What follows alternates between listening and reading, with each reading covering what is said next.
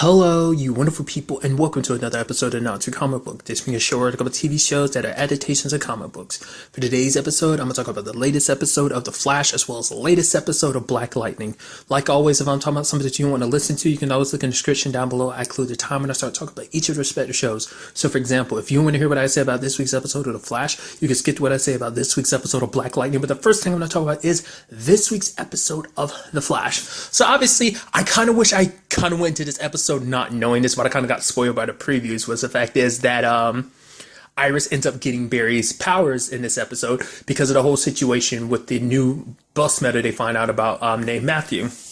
Because I was wondering how that whole circumstance would go about. It seems like it was pure accident. Like Barry touched Matthew at the same time he ended up touching Iris. Because I was wondering about it. I was like, because in my mind I was like, okay, so I was thinking like before they explain his abilities, I'm like, oh, so he absorbs abilities. It's like, no, his power is basically he rewrites your DNA because like the dark matter and stuff fuses kind of into your DNA, and basically he kind of breaks down the bonds between the DNA and kind of unravels your abilities.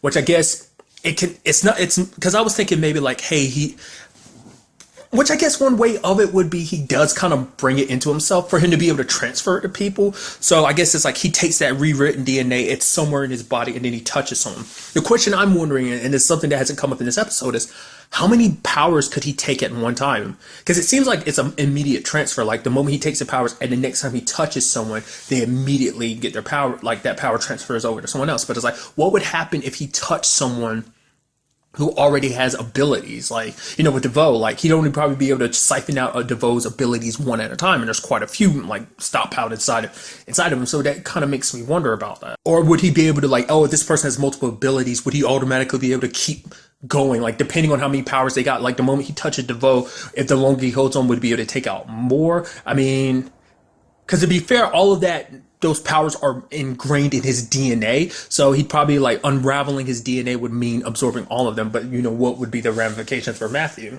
I don't know. It's just kind of an interesting thing to think about. But it was pretty neat seeing Iris as a speedster. I really appreciate the fact that she has different colored lightning too. I wonder what does that really signify about someone, because there's like Eobard kind of has like the yellow and stuff like that, yellowish red. But I think that also stems from his suit, doesn't it?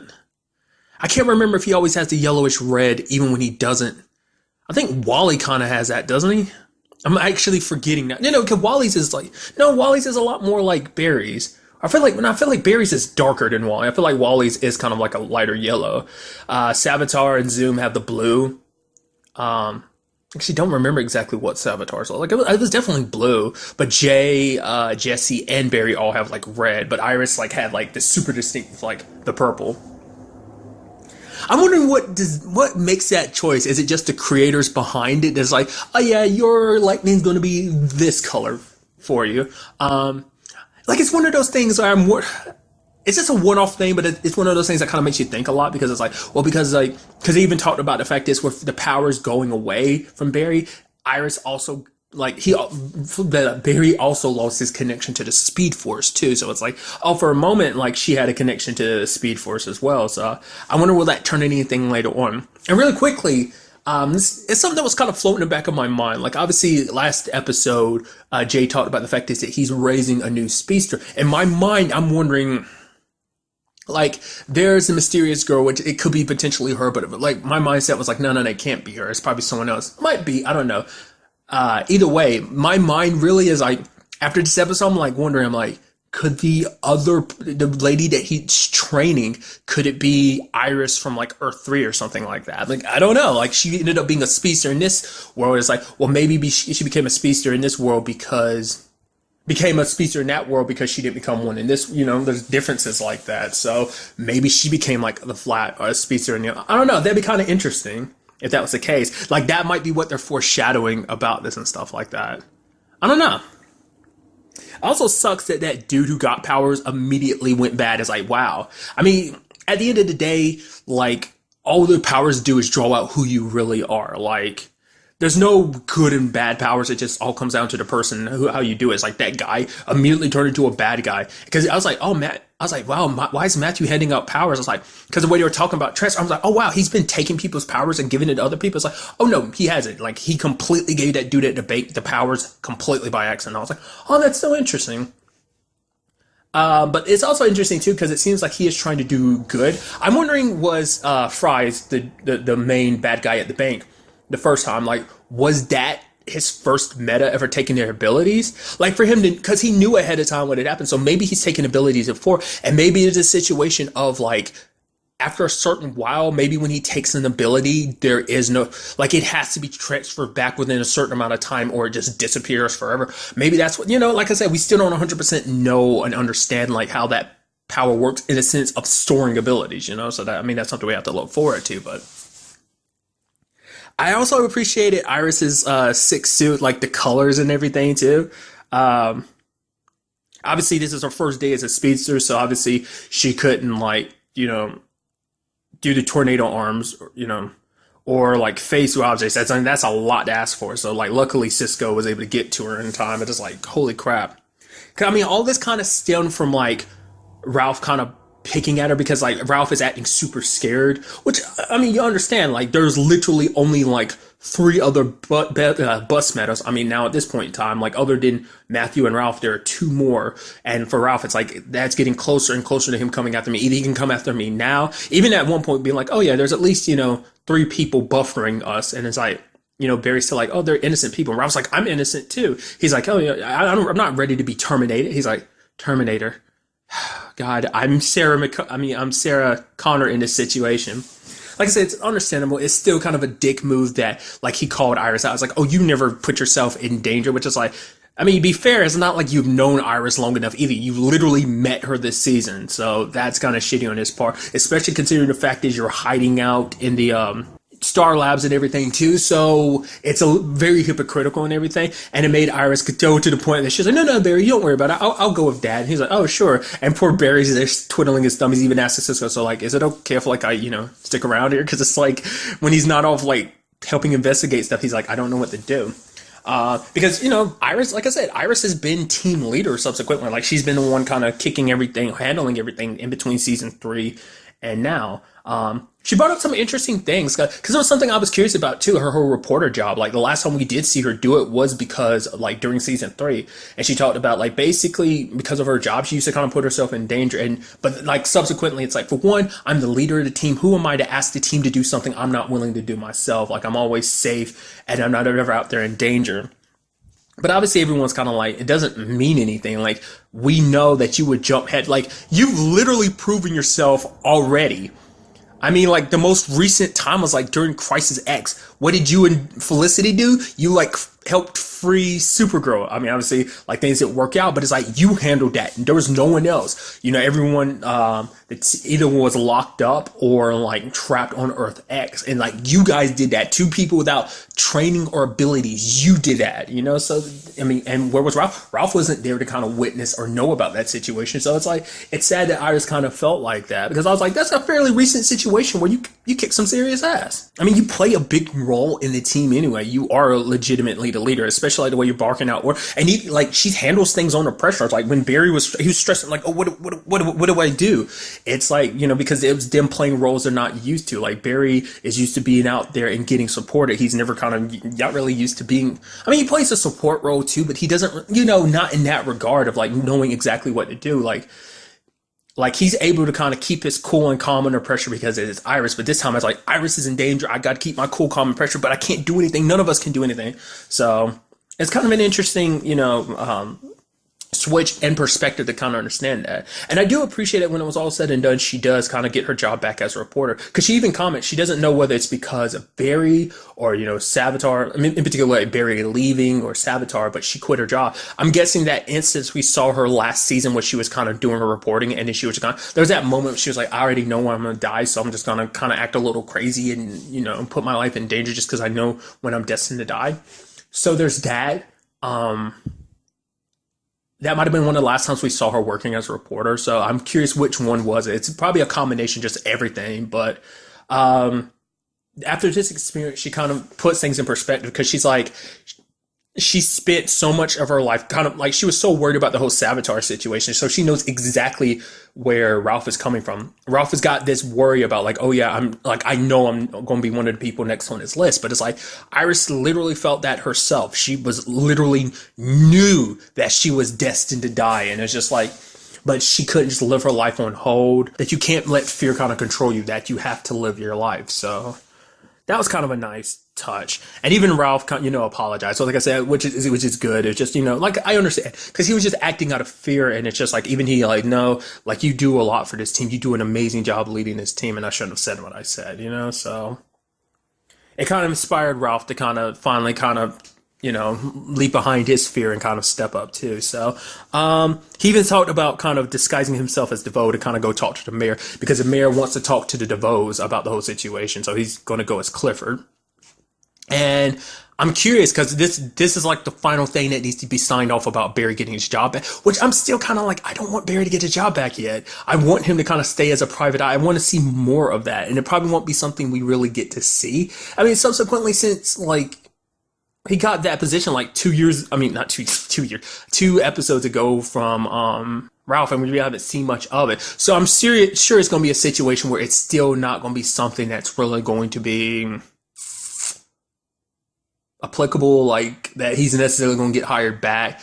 I mean, I don't know. I'm curious to see what Barry ultimately does. So also got to give mad props to Iris too for like creating a tidal wave. That was sick. It's like, oh look, Iris did something Barry never did. It's like, oh yeah, like, you ready to teach me? That was pretty awesome. Get rid of the thermal cyclone. I just call it a firestorm, but it's like, now there's just, it's like, well, you wouldn't want to call it that because there is fire.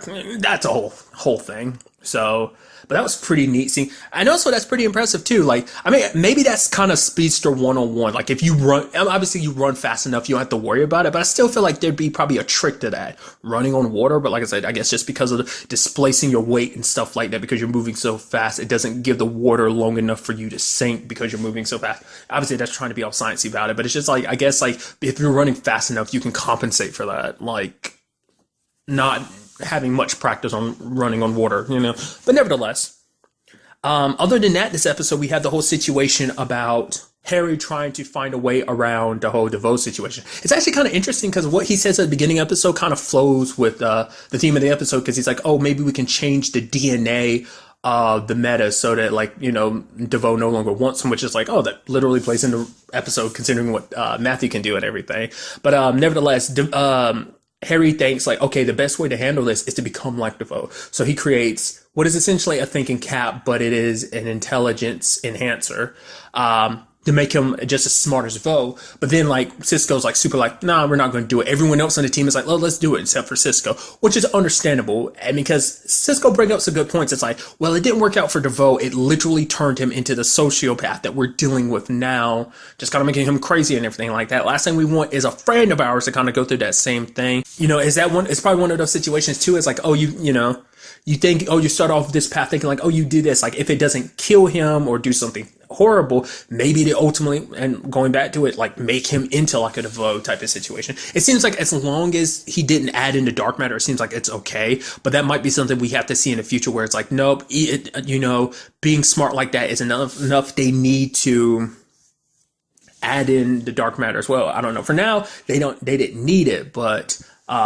it is pretty impressive to see what it can do. Like we saw kind of a limit of what it could do. Basically, it's in a matter of seconds. It's kind of like you take a lot of probabilities and look at stuff and look at behaviors and stuff like that, and kind of like draw like scientifically proven, methods to kind of like of what something's going to happen. He's the one that came up with the idea about the tidal wave, but also he had pointed out something, and it's something I kind of brought up earlier about like, oh yeah, powers aren't bad. What happens to powers, they just amplify what's already there. If you're kind of a shitty person on the inside, the moment you get powers, you're just going to kind of be a shitty person, even though you're kind of an okay person. Like if they're, they just bring out who you really were kind of to begin with. And that's kind of what Cisco was like, yeah, we have an anchor and a person, an anger alcoholic, was it's kind of like, yeah, Harry's kind of an angry person by nature. He's got a lot of anger pent up inside, and it's like last thing you want is that kind of being tapped into by like a super mad genius, so it was something to think about. Luckily, didn't have to worry about it being lasting too long. Interestingly enough, we do have the last 2 names of the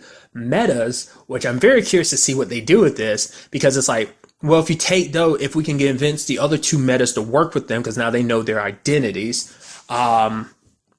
depending on whether DeVoe really knows them or not. I mean, well, not really knows them or not. He definitely knows them, which begs the question: why doesn't he get them when he gets them? Because everything was set up by him, so he knows exactly who the metas are. So why does he? What? Maybe everything is counted down to like, no, I need to come after them at a specific time because this would be the easiest time and the most proficient time to get them. Or maybe he's playing the long game in the sense of like, oh, I want Team Flash to get there, so I can steal these metas from like right underneath them. So I don't know. I'm curious to see what goes down, especially with all this, with Matthew potentially on the team now and these new metas. It's like they could work together with Barry, Cisco, and Killer Frost to kind of work together to take him down. It's like he has all these multiple abilities, as we'll have metas with other abilities, also including Ralph. I felt like I was missing someone else. So it's like all of them together against the abilities DeVoe's acquired now, might be a better chance.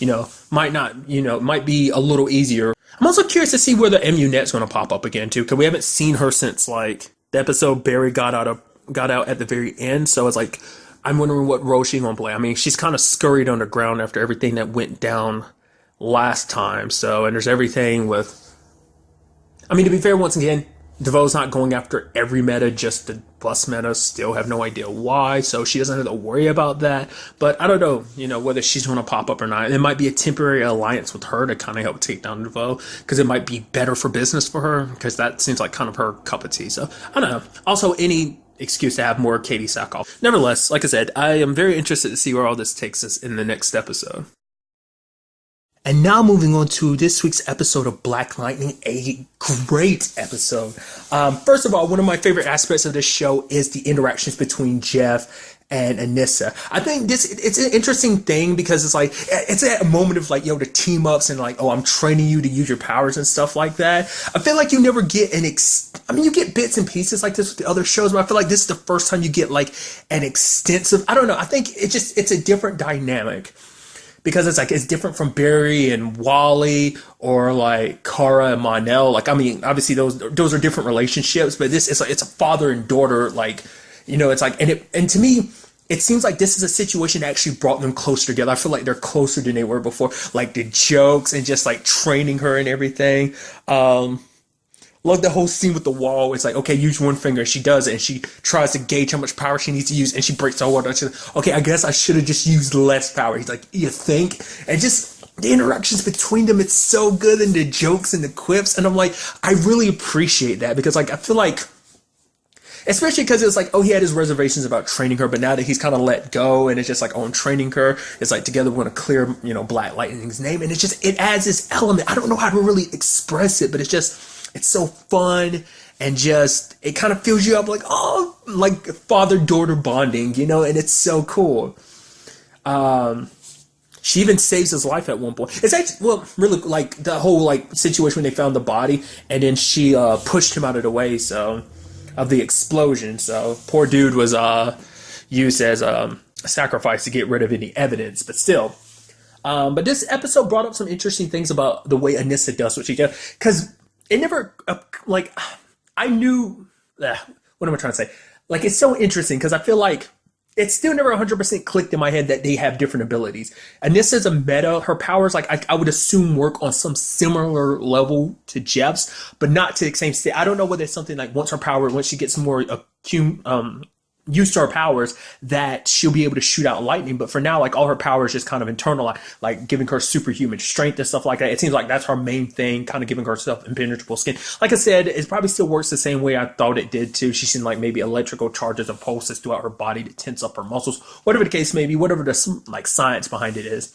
But it never clicked in my head like, oh yeah, it's a really differentiated, because you see the same thing happened for Jennifer in this episode, because her powers kind of activate, and it seemed like it was more like a burn than anything. Like when she activated her powers, it wasn't like a crushing power, it's more like a burn. Like, so it seems like maybe her powers might lean a little bit more toward Jeff's, but it's like what is represented as is different too, because Jennifer's eyes kind of glow like a little burgundy red, whereas Jeff's like go blue. I don't even think Nissa's eyes don't even do that too. So it's like, it's almost like there's three different abilities. I thought like the power would have transferred down in the family exactly, but it's like they're all kind of in the lightning family, but I think the powers manifest themselves in each one of them in a different manner. It's so interesting. But that was kind of, I really got it. I was like, whoa, because at first she panicked because her friend like was falling. And it seems like even how their powers are activating are kind of different too, because like when it comes to Nissa, like she kind of centers her breath and activates her power. It seems like Jennifer, all she has to do is just kind of like, I don't know whether she's subconsciously doing the same thing or not, or whether it's just being calm.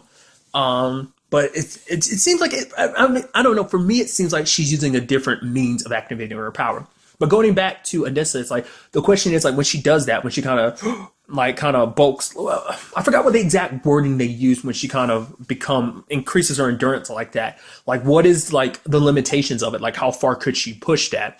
You know, it's like, oh, could she be immune to radiation? I mean, it's enough to block bullets and make her skin impenetrable, but it's like beyond that, what else can happen, you know? So, and even that, now thinking about it, I'm like, all right, that's something even Jeff can't do. Like when bullets are coming his way, he has to like shock them or like kind of like move them away, but he can't do something like I said. So it makes you even wonder, like, what is Jennifer's power going to be? Like, is hers going to be more like she uses electricity to kind of heat up her hands to kind of burn stuff? Is that what her power is? It going to be using lightning, but in a more fire direction? Whereas Nissa's is kind of like a, because I think Nissa's power, because like she's able to bulk herself, it's kind of like, if I had to make a Marvel equivalent, it's like Luke Cage, kind of like impenetrable skin. It's what gives, like, he doesn't have I mean, that's kind of the argument. His skin is unbreakable, but it's like, does that necessarily mean he has superhuman strength, or is it just because of his unbreakable skin that he's able to kind of go full force without really worrying about breaking anything, you know? So it's chicken or egg type of situation.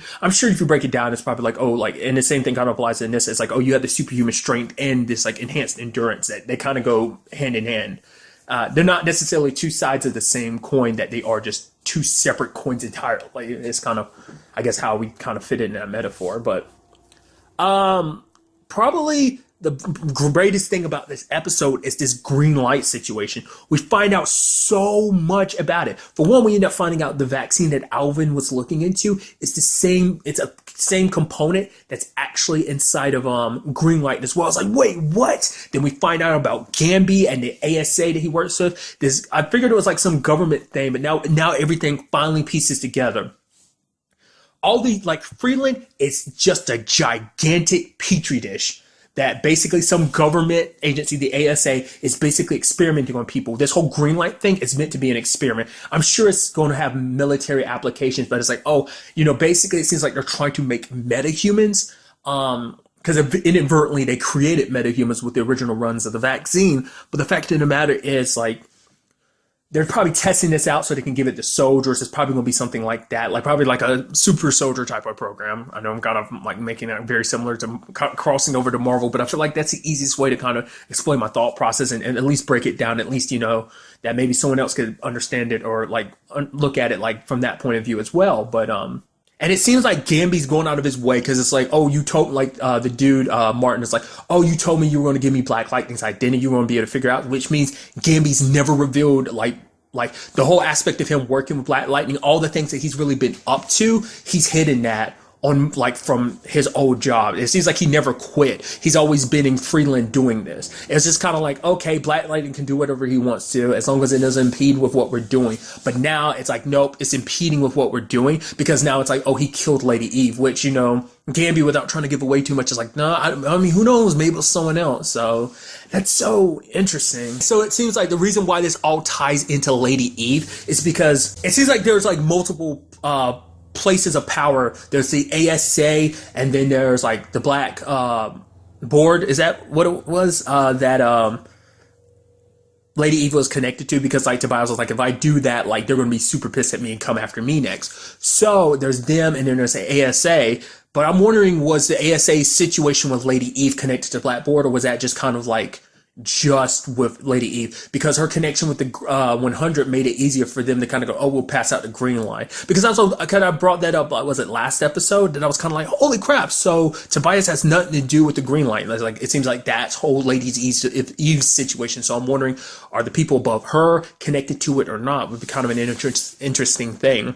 I mean, I'm sure that's why Martin's taking this whole, like, Lady Eve's death thing even harder, because it's like, man, that kind of interferes with her plans and everything. So that's something that's got to be kept in mind. But I said, just fascinating all around, like the direction that's going. And then also the fact of the matter is that Gambi like has to tell Jeff the truth, you know? He doesn't want to, but it's like with everything going down, because it seems like Martin's not the top of the ASA, just this particular section of the ASA that's near Freeland. Like he runs that group, but obviously there's the bigger organization itself. I wonder, is this like one of those organizations that's kind of like, oh, we're super secret, we do some shady stuff that we don't want the public to know about? Or is it just a group that's actually legitimately doing some shit that even the rest of the government doesn't know about? Makes you wonder about that. So, because for Gambi, this whole situation left him conflicted, because he kept trying to make excuses like, no, don't worry about this, Jefferson, let me handle it. Jeff's like, no, I'm gonna handle it. It's like, dude, why you gotta be so damn stubborn? And it's just because he's trying his best to protect Jeff, but it's just crazy circumstance upon crazy circumstance, man. It's sad. I mean, but now we finally know what it is that Gambi's been hiding this entire time, and it's like, it's a whopper of things. I mean, it turns out he's actually the reason why Alvin died, because finding out about everything that was going down in Freeland, he was trying to get Alvin to write a report about it, but he ended up dying. Which then begs the question, like, does that mean Martin hired Tobias to kill his dad? Like, I mean, obviously, well, there was all these different kids that were being experimented on back then. I'm assuming Tobias was one of those people experimented on back in the day. I can only assume, because there's a like whole aspect of like, well, what's up with Tobias and stuff like that, him being able to do what he's doing, you know? So that kind of begs that question. There's a whole aspect of like, well, he's looked the same that he looked 30 years ago, you know, plus he's got that superhuman strength and everything. So the question is like, is he one of the kids from the experiments or not? Same thing can be said about Lala's situation, because it's like, yo, what's up with that? That Lala situation is crazy, dude. Like, he's in the back talking to Lawanda. Lawanda's like, yo, you should kill these fools. It's like, why? Oh, it's because you don't know what they're going to do. You don't want them to know where you live. It's like, this dude right here that's driving, he's trying to take your spot. Like, it feeds into his paranoia. Obviously, like, I guess, like, whatever that whole deal is, like, Lawanda represents, like, one side of him. Like, I'm trying to figure out that whole deal. Like, there's another part of me that's, like, wondering, is this, like, Lady Eve's doing? Because, like I said, we did that whole situation where, like, she was putting stuff in bodies or taking them out at the morgue. And we saw at one point in time, like, the dude either had his eyes open or he opened them. Like, so I don't know whether she resurrected the dead. So whether this was, like, a last, like, middle finger. Even while she's being taken off the board, like, her work is still being done. I don't know whether it's that, or maybe Lala is one of the people that took the vaccine, and it's only till now, until he died, that his power manifested itself in this way. Because the question is, like, is his power part of resurrection? Is it going to be a situation of like, oh, he can die, but every time he comes back, he gets a little worse and worse each time? And what's up with the tattoo? Because that whole tattoo thing made me wonder about the, like, you know, the white powder situation with Tobias that Lady Eve kept threatening about, like, oh, it being magic, and then, like, she turns into kind of white smoke, and then it turned into that tattoo on his body. But, like, to the point, like, but like I said, Lala's acting a little crazy, because he's up there talking out loud, like, oh, you crazy little one, they're like joking. It's like, for one, that's weird. You're joking with the delusion or ghost of the lady that you killed. Like, that's super messed up. Like, she'd be joking and hanging around you like that. But nevertheless, like, I'm so curious to know what that's all about, you know, like, how that whole situation works. I'm curious, like, what they're going to do with Lala. Like, is he going to be set up as, like, I'd assume a villain, but, you know, can kind of continue where he left off at. It's kind of interesting. Apparently nobody knew about Lala's situation. Only people that probably knew were Tobias and his people, because it's like, because they were like, yo, like, we heard rumors about, you know, you either being in jail or dead, and the only other people would know are the cops that are on Tobias's payroll. And even then, it's like, not everyone knows that Lala's back until it's revealed. So that's kind of crazy now that I think about it. I guess they must have just disposed of his body, because it's like, that was never a thing about Lala. Like, did it ever come up? I don't think Henderson ever brought it up or anything. So I guess it was just kind of like oh, he got transferred. I guess that was kind of the excuse that could have potentially been given. I don't know. There is a crazy lot of stuff going down. And on top of all this, Jennifer comes to, like, Anissa at the end, and it's like, yo, they've already got this situation where Anissa's getting trained. There's a whole situation with Gambi, and on top of all this, now Jennifer's powers are manifesting. It's like, yo, so much is happening to the Pierce family all at once with this situation. Plus, I don't know if necessarily that explosion most likely got rid of the body and the evidence, so there's no like clearing Jeff's name anytime soon, so he still has to worry about the cops who want him dead on sight. And then there's also the situation, I thought was kind of interesting too, like that Jeff was kind of like, afterwards he was kind of like, holy crap, like I was so worried about Anissa and, saying like, oh, she's got to change, because for him it's like, okay, she's got the powers like me, but she's got, Lynn's brain, and it's like, I want you to think more, kind of think before you kind of act. It's going to be the best way you survive, because you got to keep your emotions in check and stuff like that.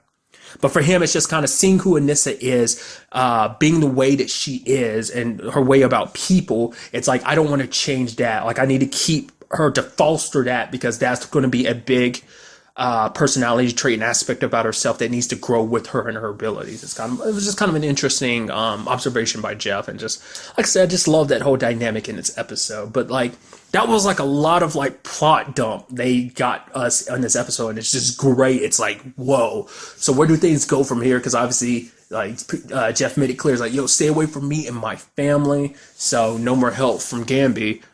So ultimately we'll have to wait and see. And like I said, the whole Jennifer situation too. Also, I gotta admit too, like the music was great this episode, whether it's like that song that was playing when Lala showed up and talked to those two, plus that song at the church. That's a really good music, I feel like I haven't commented on the show's music. It's got some very good music. I'm also curious about the ASA situation too, because let's not forget, like Martin put a bounty out on Jeff, so which is kind of another interesting thing too.